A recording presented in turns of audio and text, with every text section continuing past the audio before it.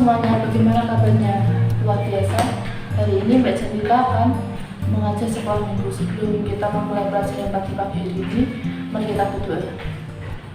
Selamat pagi Tuhan, selamat pagi Bapak. Terima kasih Engkau telah menyertai anak-anakmu Tuhan, dan terima kasih Engkau telah memberi udara yang cerah, cuaca yang cerah Tuhan. Sebentar lagi anak-anakmu ini akan mengikuti sekolah minggu Tuhan, juga tidak dari awal sampai akhir, dan apa yang akan saya berikan ini dapat bermanfaat bagi anak-anak di masa depan. Haleluya, amin. Sebelum kita memulai sekolah minggu kita pada pagi hari ini, mari kita bernyanyi, kita biar lebih semangat kita berdiri.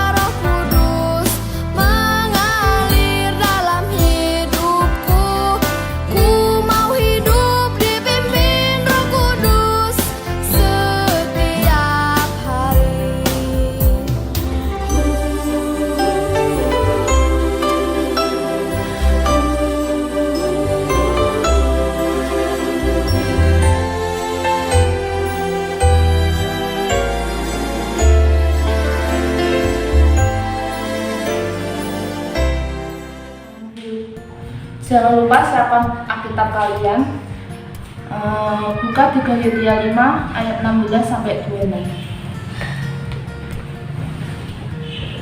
Galatia 5 ayat 16 sampai 26. Hidup menurut daging atau roh? Maksudku ialah hiduplah oleh roh, maka kamu tidak akan menuruti keinginan daging. Sebab keinginan daging berlawanan dengan keinginan roh, dan keinginan roh berlawanan dengan keinginan daging. Karena keduanya bertentangan, sehingga kamu setiap kali tidak melakukan apa yang kamu kehendaki. Akan tetapi, jika kamu memberi dirimu dipimpin oleh roh, maka kamu tidak hidup di dalam hukum Taurat. Perbuatan daging telah nyata, yaitu percabulan, kecemaran, hawa nafsu, penyembah berhala, sihir, perseteruan, perselisihan, iri hati, amarah, kepentingan diri sendiri, pencideraan, roh pemecah, kedengkian, kemabukan, pesta pora, dan sebagainya. Terhadap semua itu kuperingatkan kamu seperti yang telah kuperbuat dahulu, bahwa barang siapa melakukan hal-hal yang demikian, ia tidak akan mendapat bagian dalam kerajaan Allah. Tetapi buah roh ialah kasih, sukacita, damai sejahtera, kesabaran, kemurahan, kebaikan, kesetiaan, kelemah lembutan, penguasaan diri. Tidak ada hukum yang menentang hal-hal itu. Barang siapa menjadi milik Kristus, ia telah menyalibkan daging dengan segala hawa nafsu dan keinginannya. Jikalau kita hidup oleh roh, baiklah hidup kita juga dipimpin oleh roh. Dan janganlah kita gila hormat, janganlah kita saling menentang dan saling mendengki. Hari ini Mbak Jantika akan menyampaikan pelajaran tentang menurut Roh Kudus versus menurut daging. Paulus dalam suratnya kepada jemaat di Galatia menegaskan bahwa setiap jemaat harus memiliki kehidupan yang sesuai dengan keinginan Kristus, yaitu kehidupan yang dipimpin oleh Roh Kudus. Setiap orang percaya menerima Roh Kudus dalam hidupnya saat mereka mengakui bahwa Yesus adalah Tuhan dan Juru Selamat. Sehingga kehidupan orang percaya harus memiliki kehidupan yang menurut dengan Roh. Paulus juga memberikan perbandingan kepada jemaat di Galatia supaya mereka dapat membedakan manakah perbuatan menurut daging dan perbuatan menurut Roh yang harus ditaati. Ya, sesuai dengan firman yang ayat yang Mbak Jentika bacakan tadi di Galatia 5 ayat 16 sampai 26 itu menceritakan tentang perbedaan antara buah roh dan buah-buah daging. Setiap orang percaya itu harus menerima Roh dalam hidupnya saat mereka mengakui bahwa Yesus adalah Tuhan dan Juru Selamat. Yang sama seperti Paulus ajarkan, kita sebagai orang percaya bahwa Tuhan Yesus adalah Juru Selamat kita harus bisa membedakan mana buah roh dan mana buah yang menurut daging. Ciri-ciri orang yang hidup menurut daging itu: 1. Kecabulan, kecemaran, hawa nafsu, penyembahan berhala, sihir, perseteruan, iri hati, perselisihan, pesta pora, roh pemecah, kedengkian, dan lain-lain. Setiap perbuatan menurut Roh adalah perbuatan yang diinginkan Tuhan Yesus melalui Roh Kudus yang ada dalam diri manusia untuk mengalahkan hal-hal luar biasa bagi kemuliaan Tuhan. Seperti yang tadi yang Mbak Jentika bilang, ciri-ciri orang hidup menurut daging itu ada pencabulan, kecemaran, hawa nafsu, perseteruan, iri hati, dan lain sebagainya. Mungkin Mbak Jentika akan memberi contoh bagaimana sih contoh hidup menurut daging dalam kehidupan kita sehari-hari. Misalnya 1, kita sering mencontek saat ulangan. 2, sering berbohong pada orang tua, misalnya dikasih uang 5.000 tapi bilangnya 10.000. Terus tidak mau berbagi. Ya, kita mempunyai banyak makanan, banyak minuman, dan lain sebagainya, kita harus berbagi, tidak boleh harus berbagi.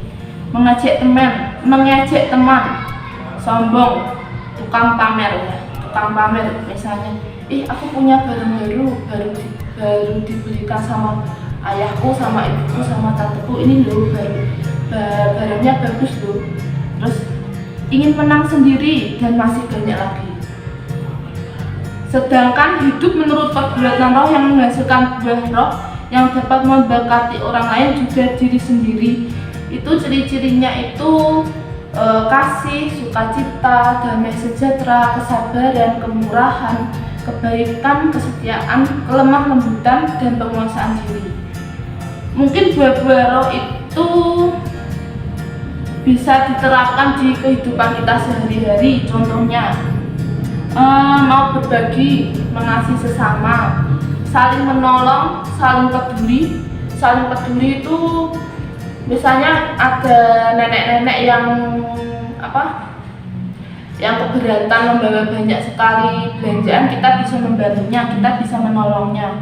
Terus senantiasa mengucapkan syukur, taat berdoa, taat membaca Alkitab dan melakukannya, menceritakan kabar baik Tuhan kepada orang-orang yang belum percaya.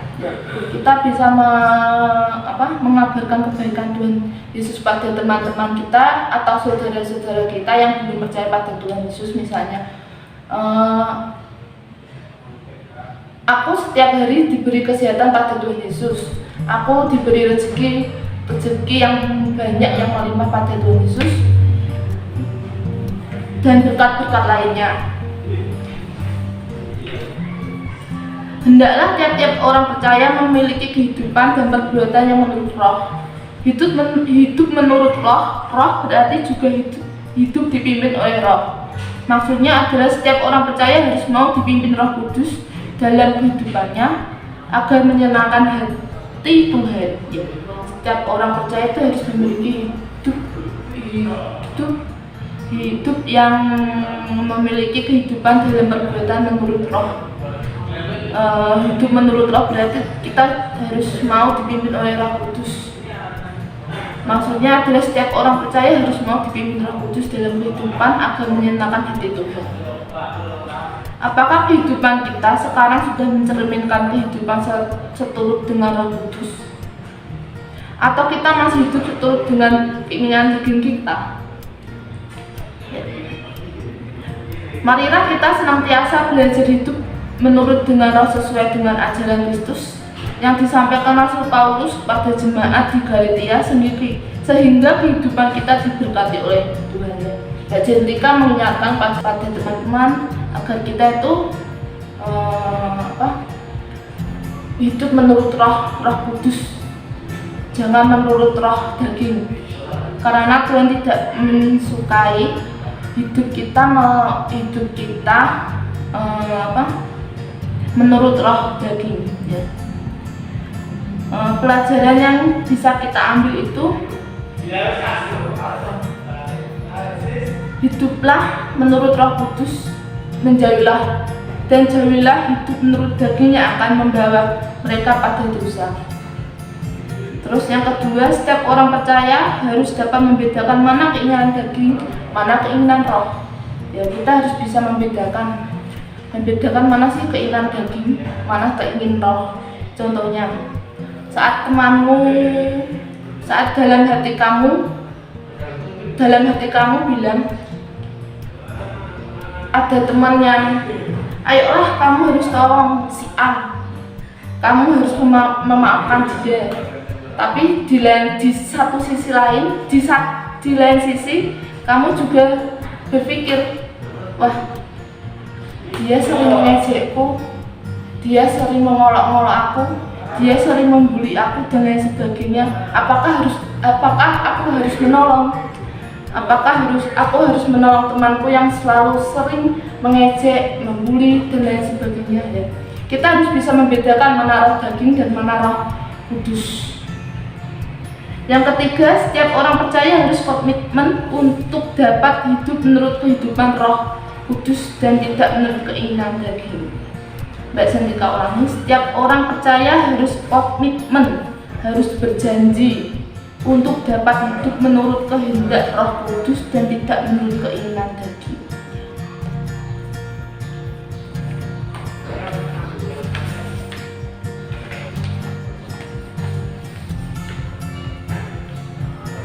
Ya, untuk tugas hari ini Mbak Jantika akan memberi apa sih hidup menurut roh, apa sih hidup menurut roh itu.